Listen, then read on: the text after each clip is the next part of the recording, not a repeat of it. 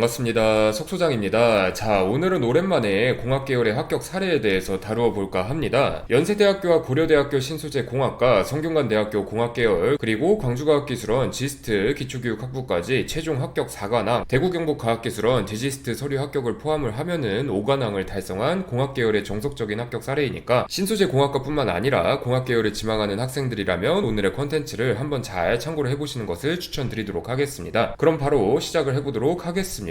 우선은 최상위권 공학계열 입시의 경우 준비하기도 힘들고 많이 합격하기도 힘든 입시 계열이기도 합니다. 문과 최상위권과는 달리 과학기술원의 존재로 인해서 많게는 10개, 수시 6개 플러스 과학기술원 4개에 가까운 자기소개서를 작성해야 하는 것이 첫 번째 이유이고, 이렇게 많은 자기소개서를 작성하다 보면은 비교적 후순위로 작성하는 자기소개서는 대부분 이전의 자기소개서와 유사한 부분이 많기 때문에 학교마다의 특색을 담기가 어려운 것이 두 번째 이유입니다. 특히 스카이라인의 경우에는 이공계열에서는 특정 전공을 중심으로 자기소개서를 작성해야 할 뿐더러 서성한 라인 중에서 서강대학교는 전공 자기소개서를, 물론 올해부터는 자기소개서가 폐지가 되었지만, 그리고 성균관대학교는 과학기술원과 마찬가지로 계열 자기소개서를 요구하고 있기 때문에 그렇습니다. 이 때문에 수능 최저학력 기준까지 고려해야 하는 이공계열 최상위권 학생들은 여름방학 내내 자기소개서로 인해서 많은 리스크를 부담하는 경우가 많은데, 오늘의 합격 사례에서는 이렇게 학교별로 자기소개서에 대한 리스크를 높이는 방법이 아니라 본인만의 스토리를 어떻게 적절하게 풀어낼 수 있는지, 특히 진로사항이 명확히 정해지지 않고 추상적으로 공학계열을 지망하고 있는 학생들은 어떤 식의 자기소개서를 작성을 해야 할지 세부적으로 말씀을 드리고자 하니까 이공계열 최상위권 학생들은 지금부터 집중을 해주시면 될 것 같습니다. 지금 여러분들께서 보고 계신 자료는 W의 합격 정보입니다. 서류 합격은 대구경북과학기술원 디지스트 기초학부도 합격을 했고, 최종 합격은 위에서 말씀드렸다시피 연세대학교, 고려대학교, 성균관대학교, 광주과학기술원에 합격을 했습니다. 합격자 W의 생활기록부 정보를 보면 다음과 같은데, 출신 학교는 과학중점 학교 출신이고 이과 학생입니다. 그리고 전교과 내신 평균은 1.4등급 정도 나왔는데, 인문계열 과목 국어, 영어, 사회 등급은 다음과 같고 이공계열 과목 수학, 과학 등급은 다음과 같습니다. 전체적으로 문과 과목보다는 이과 과목의 성적이 좋다는 것을 알 수가 있는데, 이공계열 최상위권 학생들은 대부분 이렇게 성적 분포가 나타나고 있는 경우가 많기 때문에 참고를 해주시면 좋을 것 같습니다. 그 다음은 주요 특징입니다. 교내 과학토론 동아리에서 3년 동안 활동을 했고요. 교내 수학경시대회와 과학경시대회에서 3년 연속 수상을 했습니다. 지금 이 사항만 보더라도 이 학생이 이공계열에 대해서 굉장히 폭넓은 지식을 갖고 있고, 이런 지식을 통해서 학업 역량을 어필할 수 있다는 점을 여러분들께서 눈치를 채시면 좋을 것 같은데, 보다 자세한 사항은 합격자 W의 배경 스토리로 알아보도록 하겠습니다. 이 W는 이공계열 최상위권 라인에서 종종 찾아볼 수 있는, 흔히 내신과 비교과는 좋지만 꿈이 없는 학생이었습니다. 중학교에서 고등학교 진학 당시에 과학고등학교 입시에서 불합격한 바람에 어쩔 수 없이 과학중점 학교로 만족을 해야만 했던 학생이었고, 중학교 시절 빡세게 공부해놓은 것을 배경으로 수학과 과학 관련 여러 비교과 활동을 쌓을 수 있었지만 3학년 1학기까지 막상 어떤 학과에 지원할지는 고민한 적이 없는 학생이었습니다. 이 W를 처음 만난 것은 3학년 1학기 봄방학 정도였습니다. 슬슬 입시철 수시 지원 전략에 대해서 고민할 때가 되었다고 판단한 W의 사촌, 석소장이 예전에 합격시켰던 제자이기도 한데, 이 학생이 자신의 사촌 동생인 W를 질질 끌고 솔루션 센터에 나타났던 것이 W와의 첫 만남이었습니다. 그래서 당시 1시간 정도 사전 상담을 거쳤는데, 이 사전 상담을 통해서 석소장이 파악한 W의 문제점은 다음과 같이 3가지로 요약을 할 수가 있었습니다. 첫 번째는 딱히 흥미있는 전공이 없다는 점이었고, 두 번째는 자연과학 계열에 진학하고 싶어 한다는 점이었습니다. 그리고 마지막으로 자기소개서는 2개 이하로 작성하고 싶다는 점이었고요. 실제로 W의 생활기록부의 진로희망 사항은 비교과 수준에 비해서 굉장히 형편없고 성의 없이 적혀져 있었는데, 대략적으로 어떤 분야의 연구원 수준도 아닌 그냥 연구원 3글자 정도로만 적혀 있었다고 보시면 됩니다. 뿐만 아니라 이것저것 굵직굵직한 비교과 활동들도 분명 존재는 했지만, 이런 비교과들 역시 대부분 특정 분야에 관심이 있었다기보다는 그냥 대회가 열려서 참여해서 수상을 했다라는 인상이 매우 강했었습니다. 사실 석소장이 지금 여기서 말씀드린 문제는 W 개인의 문제라기보다는 수학과 과학 역량 쌓기에만 집중하고 진로는 뒷전으로 밀어두는 여러 이과 최상위권 학생들에게서 공통적으로 찾아볼 수 있는 문제점들이었습니다. 학종이 대세가 되면서 우선 대회는 뭐든 참여하고 보자는 친구들도 많고, 머리 아파 보이는 공학계열보다는 순수 자연과학 계열의 연구자를 꿈꾸면서 공학계열에 거부 반응을 보이는 친구들도 의외로 많은데, 이 W의 경우에는 모의고사 성적도 좋은 편에 들었기 때문에 지금 여기 있는 세 번째 사항처럼 자기소개서로 인한, 특히 진로 분야에 대해서 적극적으로 어필이 필요한 이런 평가 과정에 대한 리스크는 최대한 줄이고 싶은 마음이 추가되었다고 여러분들께서 이해를 해주시면 좋을 것 같습니다. 아무튼 W와 W의 사촌이 돌아간 이후에 W의 입시 디렉터님들과 회의를 진행을 했었고, 그 결과 나온 결론은 바로 그냥 자기소개서에 꿈이 없다고 쓰자였습니다. 어차피 W의 내신이나 비교과 활동 수준이 매우 높은 편에 속하기 때문에 꿈이 없다고 작성해도 마이너스 요소, 부정적인 평가보다는 플러스 요소, 긍정적인 평가가 될 가능성이 높다고 생각을 했고, 이는 아주 정확히 적중을 했습니다. 실제로 W의 대학 면접 중 한 곳의 첫 질문은 다른 지원자들이랑 다르게 진로가 굉장히 추상적인데 우리 전공에 지원한 이유가 무엇인가요? 라는 질문이었기 때문에 그런데 지금부터는 W의 합격 자기소개서를 통해서 조금 더 자세하게 살펴보도록 하겠습니다. 먼저 첫 번째 부분입니다. 과학고등학교 입시를 준비했었다는 사실을 아주 정확히 언급을 하고 있습니다. 중학교 시절 과학고등학교 진학에 실패한 채로 지금의 고등학교에 입학했습니다. 평소 자신이 있었던 분야에서 한계를 마주했다는 실패감에 사로잡혔고, 이를 잊기 위해서 고등학교 입학 직후부터 수학과 과학 분야에 관련된 활동이라면 무차별적으로 참여했었습니다. 처음에는 좋은 결과를 통해서 무력감을 떨쳐낼 수 있을 것이라 생각을 했고, 실로 몇몇 대회에서 수상을 하면서 자존감을 높이기도 했습니다. 그러나 문득 멘토링 봉사에서 만난 중학생 친구들이 던진 "선생님은 무슨 꿈을 갖고 있길래 그렇게 공부를 열심히 할 수 있는 거예요? 라는 질문은 저를 혼동스럽게 하였습니다. 자, 지금 여기서 과학고등학교 진학 실패 사실을 자기소개서에 굳이 넣어놓은 이유는 W가 이를 증빙할 만한 내신과 비교과 성적을 보유하고 있었기 때문에 그렇습니다. 간혹 보면은 자기소개서에는 실패한 경험을 절대 언급하면 안 된다, 이런 식으로 말씀하시는 선생님들이 있는데, 여러분들이 그 실패를 통해서 성장했다는 이런 증거만 확실하게 남아있다면 이런 실패의 경험이야말로 정확한 성장의 계기로 어필할 수 있다는 점을 꼭 기억을 해주셔야만 합니다. 실제로 W의 경우에는 이 과학고등학교 진학 실패 사실을 아예 자기소개서 초반에 언급을 함으로써 언뜻 보기에는 꿈도 없는 애가 활동은 이것저것 많이 했네 라고 평가가 될 수 있는 이 중구난방한 생활기록부를 아주 잘 포장을 하는 데 성공을 했었습니다. 그리고 또한 W의 솔직한 마음이기도 했기 때문에 자기소개서에 있어서 진정성을 훨씬 높였고, 이것이 나중에 면접에서도 아주 정확히 어필이 됐다고 여러분들께서 이해를 하시면 될 것 같습니다. 자, 두 번째 부분은 신소재 공학에 대한 지원자의 관점을 솔직하게 설명을 한 부분입니다. 사실 저는 신소재 공학에 대해서 막연하게만 알고 있을 뿐 정확히 어떤 전공인지 아직은 잘 모릅니다. 그러나 신소재 공학이 그 어떤 전공보다 폭넓은 과학적 사고력과 깊이 있는 창의력을 요구하는 학문이라는 점 하나는 확실하게 알고 있습니다. 비록 남들보다 신소재 공학에 대한 관심을 가진 기간이 얼마 되지는 않았지만, 제가 모모 대학교에 입학하게 된다면 고교 시절 자존감 충전을 위해서 탐구했던 다양한 과학 지식과 사회적 이슈들을 기반으로 신소재 공학의 활용도와 활용 사례를 먼저 깊이 있게 탐구를 해보고 싶습니다. 자, 지금 여기 보면은 신소재 공학에 대한 지원자의 관점을 솔직하게 설명을 했다고 나와 있는데, 정말 표현 그대로 아주 솔직하게 표현이 되어 있습니다. 일반적으로 학생들이 작성하는 자기소개서를 보면은 나는 이 전공에 대해서 이만큼 알고 있고 이런 활동을 했기 때문에